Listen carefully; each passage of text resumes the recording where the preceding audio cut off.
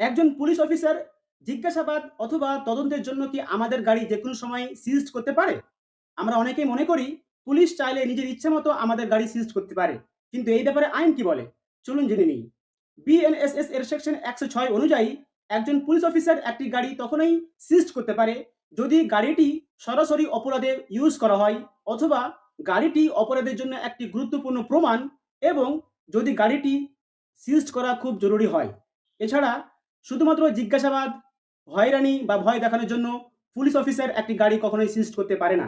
Supreme court স্পষ্ট ভাষায় জানিয়ে দিয়েছে, সিজড করা গাড়ি যদি অপরাধের সঙ্গে যুক্ত না থাকে, তাহলে আদালতের দায়িত্ব হচ্ছে সেই গাড়ি তার মালিকের কাছে খুব শিগগির রিটার্ন করে দেওয়া। মনে রাখবেন, পুলিশের কাছে অধিকার রয়েছে আপনাকে জিজ্ঞাসা করা বা আপনাকে প্রশ্ন করা।